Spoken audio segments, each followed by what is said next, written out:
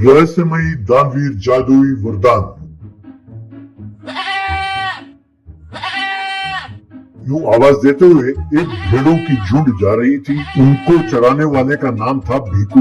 भीकू बहुत गरीब था, लेकिन बहुत भला आदमी था। वो हर रोज तड़के गांव के सभी भेड़ के मालिकों के पास जाकर उनके भेड़ लेकर वो जंगल में उनको चराने ले जाता था। वो जंगल में भेड़ों को शाम तक चराता था, फिर उन्हें लेकर वापस गांव लौटता और उन भेड़ों के मालिक को उन्हें सौंप कर अपने घर चला जाता।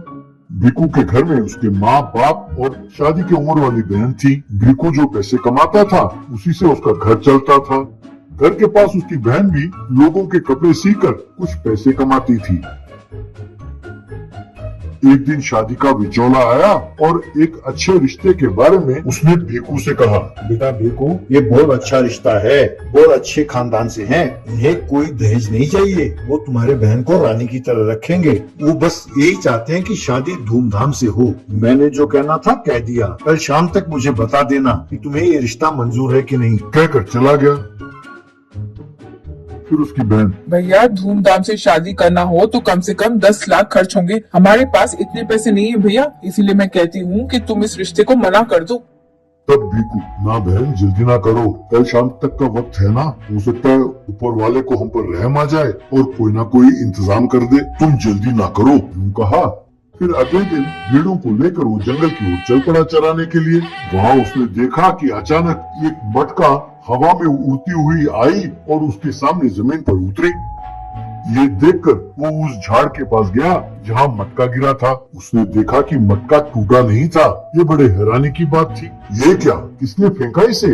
इतनी ऊंचाई से गिरी है, फिर भी मिट्टी से बना ये मटका टूटा नहीं। बड़ी हैरानी की बात है। तब वो मटका, बेटा मैं एक जादुई मटका हूँ, इसीलिए मैं टूटती नहीं। मैं जरूरतमंदों की मदद करती हूँ। यदि मुझे उनका बर्ताव अच्छा नहीं लगा तो मैं वहाँ से उड़न छू हो जाती हूँ। फिर जिनके पास मैं जाऊँ उनकी मदद कर देती हूँ। तो भीकू ने उस मटके को प्रणाम किया और कहने लगा, हे मटका माता, तुम सही समय पर आई हो। यूं कहकर उसने अपनी मन की सारी बात बताई। तब वो मटका, मैं तुम्हारी मदद जरूर करूंगी, लेकिन अगर तुम्हारे मन में लालच जागी तो मैं यहाँ से गायब हो जाऊंगी। तब भीकू, मैं गरीब जरूर हूँ माँ, लेकिन लालची नहीं, मेरी मदद करो।